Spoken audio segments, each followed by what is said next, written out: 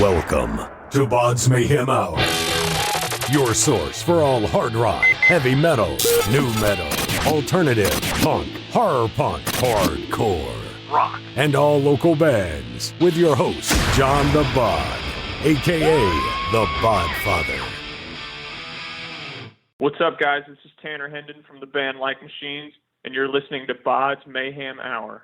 The views and opinions of the guest do not necessarily reflect the views and opinions of BODS Mayhem Radio Network, its staff, affiliates, or sponsors. Parental discretion is advised. Welcome to BODS Mayhem Radio Network.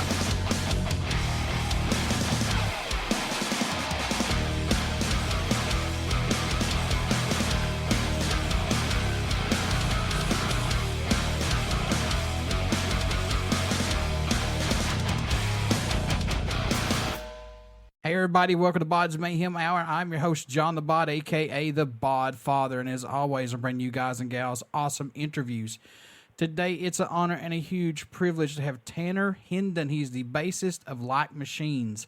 Like Machines is a new three-piece hard rock band from Atlanta, Georgia, and they have released their debut single, Kaiser, second single, Destitute, and latest video, Run, Hide, which is out now. And debuted at number one on Vevo's Incoming Rock, alongside like artists Ghosts, Blink-182, Volbeat, and Fozzy. That's some high praise right there coming with this band to be included with this group of bands right there, folks. So, also the tracks were added to various playlists, including Loudwire's Weekly Wire, Spotify's Hard Rock playlist, and Octane's Test Drive. And Eddie Trunk has also called Like Machines out as a band to watch. And they kind of have that, and Tanner, don't get mad if I say this, but you guys kind of have that Megadeth feel to you, if that makes sense, man, because that's what I was kind of hearing, kind of feel when I was like the old, kind of older style Megadeth in your guys' music. So that's awesome. Man, well, you're hyping us up. I hope your listeners aren't disappointed when they go check us out. Nah, they won't. They won't. But yeah, it's funny you mentioned that, the Megadeth reference. We've gotten that a lot. And so, I mean, look, I take it as a compliment. I can't say that I personally have ever listened to a ton of Megadeth. I wouldn't necessarily list them as like one of our top influences, but I mean, hey, rock on. I mean, they obviously were a huge band, are still a huge band, and we'll take it, man. So that's very cool. Let's jump right into this, good sir. What's impressed or excited you the most about making the three singles, Kaiser, Destitute, and the latest single, Run, Hide, if anything? What sticks out the most possibly for you making these? Man, that's a really good question. I'd say, it was very much it was pretty natural, like recording sessions for us. It was very much a team effort on getting the recordings done. I also produce and work with other artists too, and sometimes you don't always see eye to eye on things, but just with these songs, it seems like everybody was on the same page, for the most part. Mm-hmm. And it was just a really smooth process, and everyone's really happy with the way they came out. The response has been unbelievable. We're so appreciative of everyone who's been supporting us, and it was definitely just a fun process. It's a lot of work, but it was a fun process, and we've knocked them out pretty quickly too. So that's been nice. Are you shocked that everybody's kind of taking a liking to this? Because, this is new stuff, and it's very fresh and it's very good.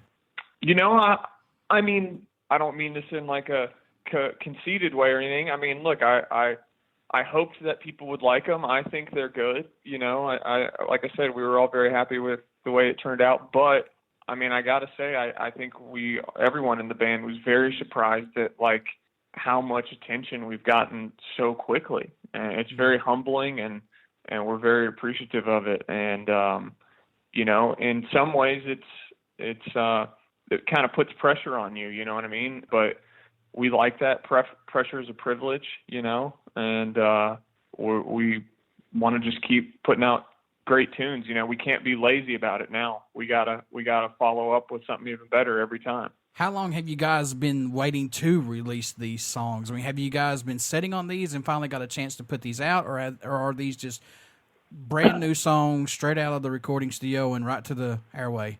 No, we've had these for a while.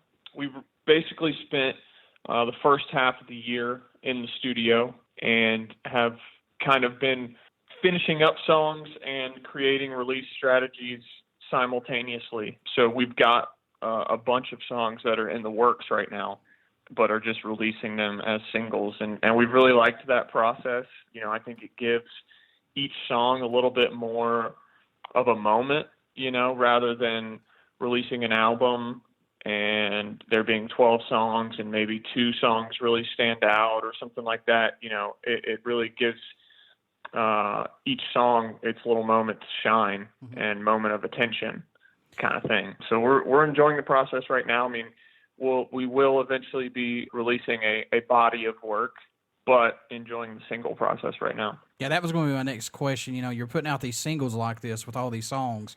Are eventually we going to get an EP? We just going to save up to get a full-length album, or do you have enough for maybe another EP, or what's going on maybe? Yeah, so definitely going to be releasing some sort of body of work in 2020, beginning of 2020. We're still kind of figuring out how many songs that's going to be, if it will be, you know, an EP or a full-length album. It may even kind of teeter that edge of, is it a full-length album or is it an EP, you know? Just depends on how all the songs come out. You know, we feel like some songs may go together better than others, and we'll see. But there's definitely going to be, you know, a number of songs that come out in the beginning of 2020. You know, you guys got these 3 singles. In today's music world, some bands only put an EP or an album out, then they're done. You know that just as well as I do because you've been around for a while. Yeah. How does it feel to be able to put out music, especially in today's music world independently, because so much things have changed, Tanner, and you know that just as well as I do, man. Oh, it's great. And, you know, I think, again, that's why putting out singles is fun. You know, it keeps the fans, you know, coming back for more. It's not like we put out something and then, you know, we're gone, so to speak, for 6 months or whatever until we put out something else. You know, we've been putting out a new single every 2 months-ish, I think it's been. And it just keeps keeps the momentum going for the fans. It keeps the momentum going for us. You know, it keeps us active, keeps us motivated. So, you know, like you said, it is such a different landscape out there right now. It's sort of the wild, wild west. You're seeing all kinds of different release strategies, from, you know, the old school album types to singles to EPs to albums that have 20 songs on them. You know, I mean, It's all over the place, you know, not announcing a release and just, you know, releasing a whole album out of nowhere. Everybody's trying different stuff to see, you know, how their fan base responds to it. And so, you know, I guess in some ways this is a little bit of an experiment. Not that we invented, you know, releasing singles, but that's kind of how we're going about it. I want to throw something in here along the single release deal, because John 5 did the same thing. He released every single off his album, his latest album, and then he just released it at the, you know, when he was done with all the singles, he just put the album together and just released it that way. And I mean, his son gave him the idea because he saw how many hits he got on YouTube and things like that. You know, it's crazy. Just like I said, you said, man, YouTube now is a big factor. Spotify, it's so crazy than via the days when I had to go to the store and find out about my favorite band or bands in, you know, Revolver Magazine or Hit Parader or Circus Magazine. Oh, yeah. And now I'm just like, it's on the internet now. Yep. No, I mean, YouTube and Spotify aren't a big factor. They are the factors. Yeah. You know, I mean, that's how people are listening to music. And, you know, I mean, look, what John did is exactly, you know, kind of the thought process, because it gave every song its own little moment. Rather, if he had put 12 songs out, you know, his hardcore fans would have listened to all the songs and given them time of day. But, you know, I think it just gives a little more attention to each song to release them one at a time like that. So these 3 singles, man, they've got different directors for videos, and I thought this was really cool, especially like Kaiser. That's an animated video. Let's talk about that. How did that come about? You know, the way you wanted to do that one, and plus the other ones as well. Yeah, dude. So that was, you know, a totally different, you know, style and process than anybody in the band had ever done. You know, the song is about war, and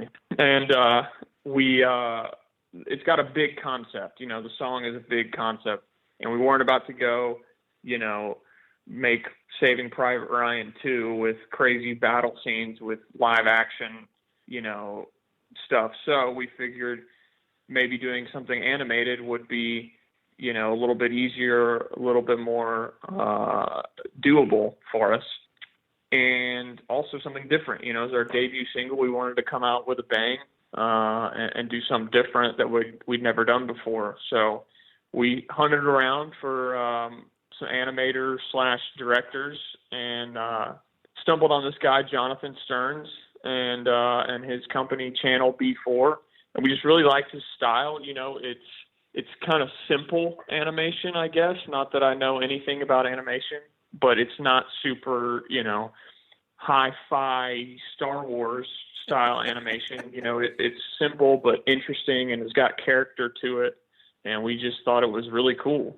So we just took a couple weeks, couple phone calls, you know, discussing the concept and the storyline with him. And really, he kind of, you know, he just knocked it out and sent it to us. And we made a couple edits, but, you know, he's in California and we're in Atlanta. So it wasn't like we were sitting down with him, working on it with him. And he just did a killer job. And we were really happy with the way it came out. It's cool. It's different. It's interesting. And, you know, it was exciting for us. I know you guys have started releasing some singles, but are there any songs that are standing out more to you than any right now that you can talk about that you may have got completed that's in the chamber to come out? Because I know it must change every time that you listen to all these, and I know you're close to them. But do you have any that stick out for you possibly? Yeah, I mean, that's definitely a tough question. You know, we're so close to them that I'd say, you know, whichever one we write next is our favorite one. You know, whatever the newest one is our favorite one. And you know, we kind of always strive for that too. We always want the next song to be better than the last. And so, you know, we've got some new ones that are in the works that we're super excited about. You know, I think we're really digging into the vibe of music that we've been writing recently and really refining it and kind of getting into it. I don't know how to say it exactly, but getting into that mindset, you know, that headspace a lot more. And it's, you know, just digging deeper and deeper every song. And so, you know, we've got a few that we're really excited about. We're really excited about all of them, but that's definitely a tough question to answer. I want to say this right now, and I'm not saying this just because you're on here. I'm saying this because this is the God's honest truth. When I listen to these three songs, it reminds me of, just like I said earlier, fresh, new stuff. But there's an older band that's just created a, you know, like a super group. They've come together, and they're named Charger. So this reminds me of blending like you guys coming in now to what they're doing. It's so good. I mean, if you put these bands together, I'm telling you, that would be one hell of a show because it just show. It's just so much fresh stuff that I absolutely like. I really dig this from you all for sure, and Charger. Oh, thanks, man. I would say a lot of our influences are, you know, a little bit older bands, like a lot of '90s, you know, grunge, alternative rock stuff is really kind of, you know, what our main influences are. I mean, of course, we like some newer bands. We love Queens of the Stone Age. We love Royal Blood. But, you know, bands like Soundgarden, Pearl Jam, Rage Against the Machine, Stone Temple Pilots, those are like, you know, that's the stuff we listened to growing up and that we were really inspired by and still are inspired by. So, you know, I feel like we definitely got some old school sort of influences, but we try to, you know, put a modern twist on it at the same time. So was it hard to choose between the current set of songs which you had written at the time? Which one would be the first single or video you wanted to release or push first, or was it hands down Kaiser? No, it was definitely kind of a tough decision. I remember we were it was really between Destitute and Kaiser, which one to put out first.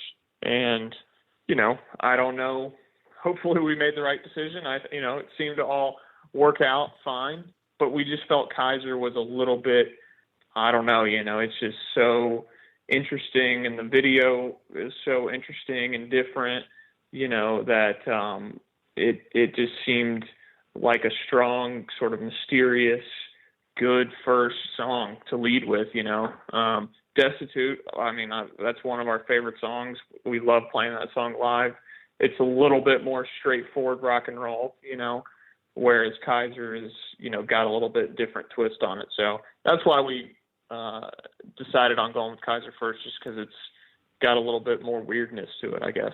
Kaiser has that grab your attention effect on it. I mean, you can watch for a couple of seconds and you try to stray away, and it's like, no, I want to check this out a little bit more. And that's what it has. Right. But it's so good, though, too, man. Oh, yeah, man. I mean, like I said, I got to give a lot of, especially on the video, got to give a lot of credit to Jonathan. He knocked it out of the park. I mean, it's still, every time I watch the video now, I find something new in it that I didn't notice before, because he just killed it. Tanner, what do you hope everyone takes away from the new single Run Hide, or message you hope to hear while listening to any of your guys' music in general? What do you hope that they get from it? Yeah, so, the songs are all about pretty heavy subjects. Kaiser's about war, Destitute touches on, homelessness and being destitute in other ways. And then Run Hide is about addiction and seeing someone that you're close to kind of become distant because of addiction. And so, with each song, I think it's not supposed to be, like Kaiser, it's not supposed to be an anti-war or pro-war or, certain political party or anything like that. It's just, we just want to bring up the subject for thought, to provoke thought about it. Same with Destitute and homelessness, and same with Run Hide and addiction. Just for people to think about these subjects and, look, I'm sure it's something that everyone can relate to in one way or another, so I think just think about it and draw your own conclusion from it. Relate your stories to, the song, and hopefully it will maybe help you think clearer about some things, or at least help you think about it. Maybe you've been avoiding thinking about it, and now you're thinking about it because of our song. That's all we can ask, really. Correct me if I'm wrong, but aren't they a event coming up here very shortly that is supposed to be for the homeless? Is that right? Am I wrong on that? Coming up here like in November or something like that, possibly? No, you are correct. It's in December. I believe it's December 7th, I want to say. We are partnering with, it's a huge event, so we're not really, partnering's maybe not the right word, but supporting this event. It's called the World's Big Sleep Out, and Will Smith, the actor, is a part of it, and some other big-name celebrities. And I believe on December 7th, more than 50,000 people around the world are going to sleep outside for a night and donate money to help homeless people around the world. This organization's goal is to end homelessness. And yes, that's a very huge and daunting task, but it's an amazing thing, and it kind of aligns right up with our message from Destitute, and that's why we decided to support it, and it's a great cause.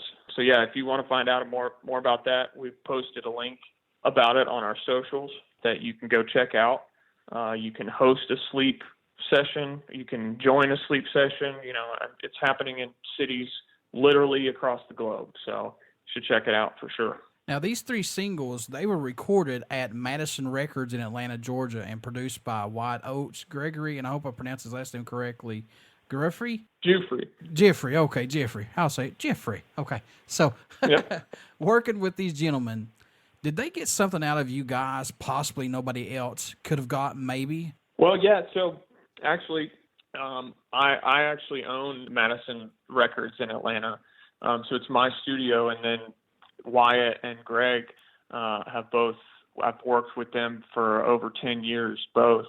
And so, that's what I was kind of saying about the process of recording. It was such,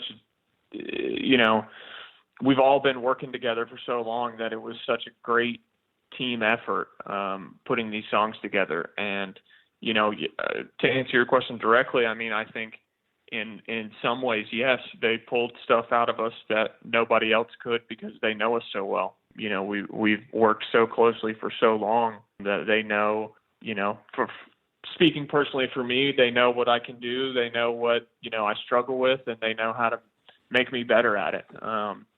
So it wasn't like a brand new face that, we have to get to know each other and work out, growing pain dynamics or whatever. We all know each other very well.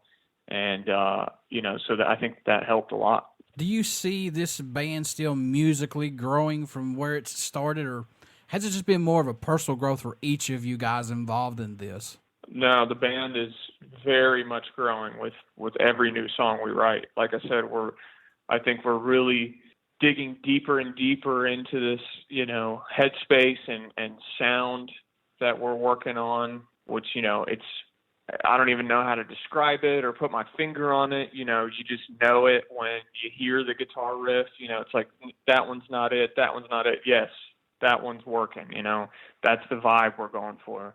And I think with each song, musically, lyrically, melodically, we're digging deeper and deeper into the Like Machine's headspace and evolving. So, that's why I said our favorite song is the next one that we write always, and we always try to make it better than the one before. So, and I hope we never stop evolving.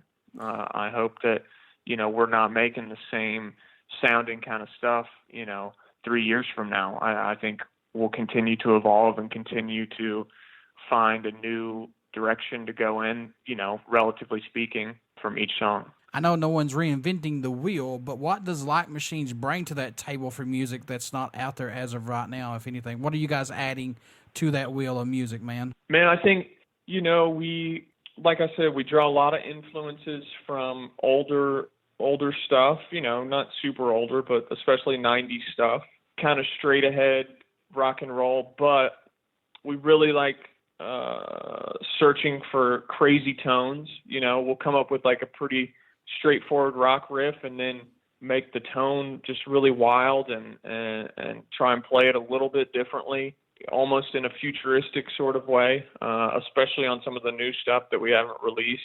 And, look, I think Andrew's voice, to brag on him a little bit, is, crazy for lack of a better term. I mean, you definitely hear influences in his voice, but it's so unique, to me at least. The first time I ever heard him, I was like, dude, is that really how you sound? Like, like what are you making that up? But he's not, that is just how he sings. And, I think we're just bringing a simple but fresh view on rock and roll. There's a lot of elements in rock music these days, a lot of electronic elements and a lot of, new vibes that are cool, but we try to keep it a little bit more simple and harken back to the 90s stuff while still bringing a fresh view on things, if that makes sense. I don't know.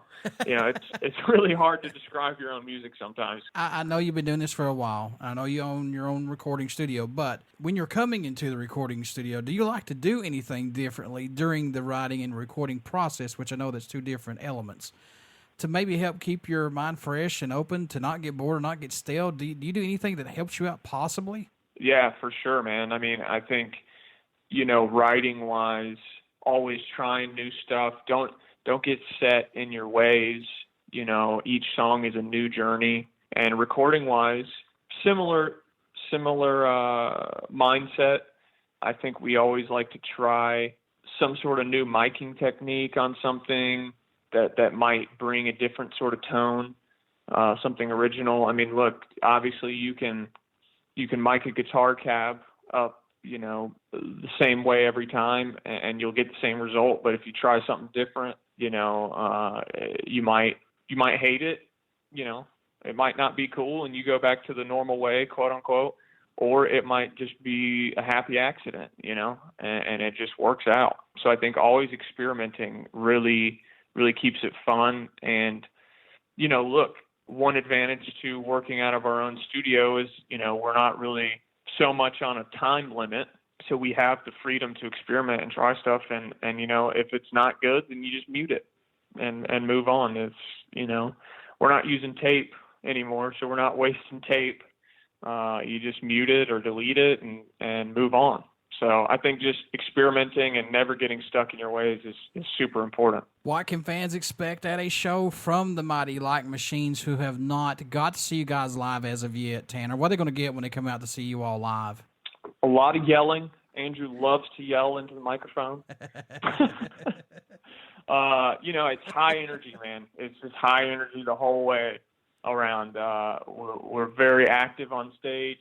We are some sore dudes after we play. I mean, we go all out, and we really try to connect with the fans. Andrew and I are up in the crowd playing sometimes, and after the show, we always want to meet people and hear from them, and hopefully see them next time we're in town. But it's a rock show, man, and I would say there's no bells and whistles really with us. I mean, it's us up there playing it straightforward.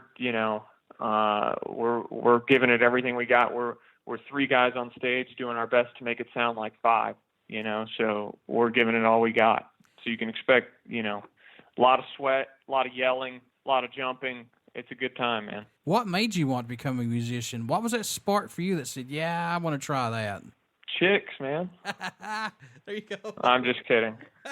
No, I'm just for young. Ever since I was young, man, I've always been into music. My dad is he's not a musician, but he has always had a huge passion for music.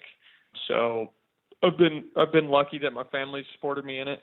But funny story, one time when I was young, I was never really super into school, and one time my dad was trying to get me to do my homework, and he would say anything at this point to make me do my homework. And he said, look, man, girls want a guy that's well-rounded.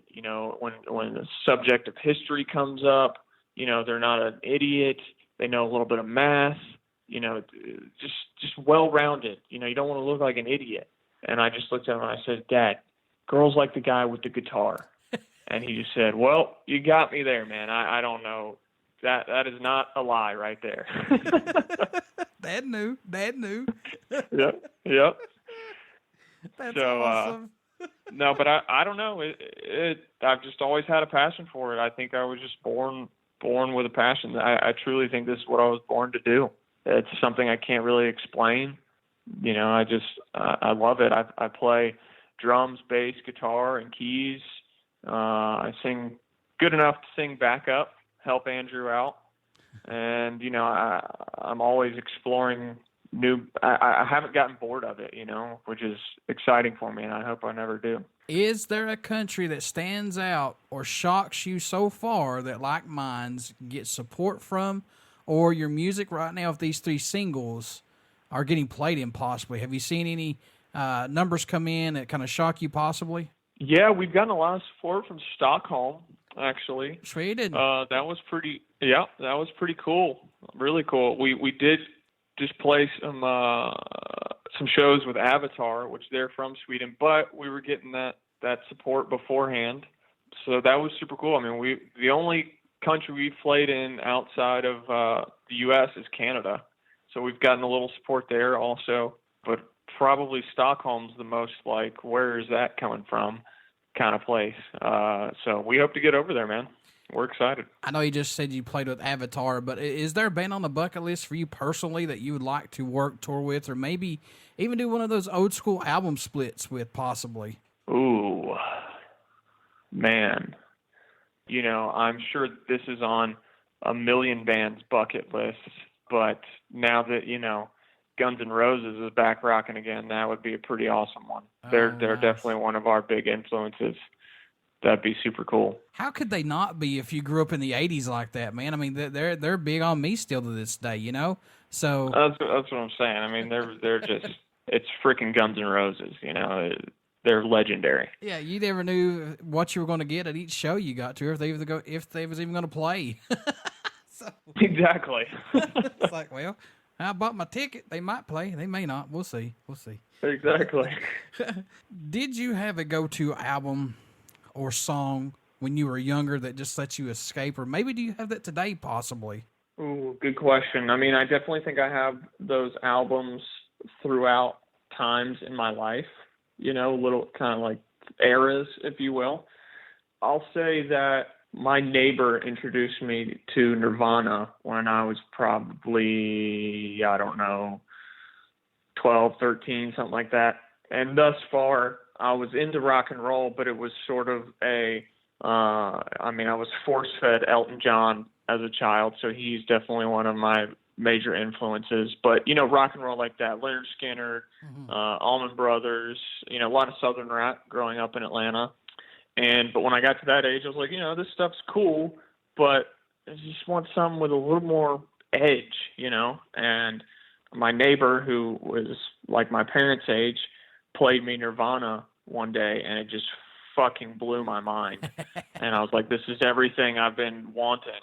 And my mom was so pissed at him for playing it for me because, you know, they got songs like Rape Me and all that, you know, fun stuff.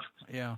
But, I mean, after that, you know, it just bands like Rage Against the Machine, I mean, it just blew my mind. But, you know, I'd say that Nirvana moment was pretty influential. That was one that I'll never forget. It definitely changed my musical outlook forever. So, you know, I'm sure that's a bit of a cliche one, you know, Nirvana being Nirvana, but it's cliche for a reason because it influenced a lot of people. So 2020, we're looking to possibly get an EP or a full-length album, correct? That's right. Folks, you want to get out and check out Like Machine's 3 singles that's out right now, Kaiser, Destitute, and their latest single, Run Hide. I'm very, very excited about these 3 songs. I like them very much, and they have that old school kind of esque Megadeth feel to it, and I will not retract that because that's the God's honest truth. They're really, really good. And I'm not saying it because Tanner's on here, but it's just the God's honest truth. And there's some good, fresh bands that are out there right now. So, Tanner, how can folks stay in touch with you guys, buy some merchandise, tour dates, all that good stuff when this goes into play? How can they do that? Yeah, man. Well, thanks so much for having me on. And you guys can go to likemachinesmusic.com. That's got everything on there, merchandise, tour dates, videos, music, and then it's got links to all of our social media, which we are active on daily. And all of our handles are Like Machines ATL for Atlanta, where we're from. And we'd love to hear from you. Before I let you go, good sir, would you care to do a promo for the show? You got it. What's up, guys? This is Tanner Hendon from the band Like Machines, and you're listening to BODS Mayhem Hour. Everybody stick around. We got some great stuff coming up, and you only hear these interviews right here on BODS Mayhem Hour and BODS Mayhem Radio Network. Please get out, check out our Facebook page. It has our podcast link, YouTube link, and soon our Twitch link, and it's very vital that you get out and check out our YouTube page and subscribe to it because anything and everything that we do on BODS Mayhem Hour will go up on it, and plus the podcast link. Also, check out Like Machines. You will not be disappointed. Tanner, thank you so much, and I wish you guys nothing but the best of luck, man. Thank you, sir. I really appreciate you having us on.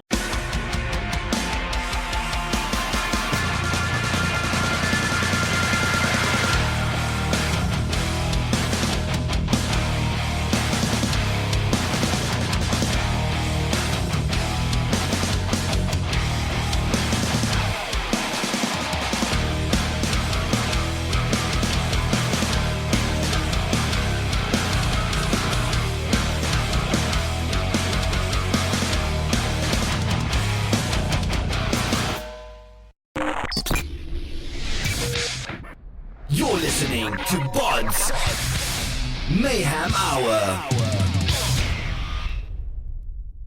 Follow us on Facebook, Twitter, and Instagram.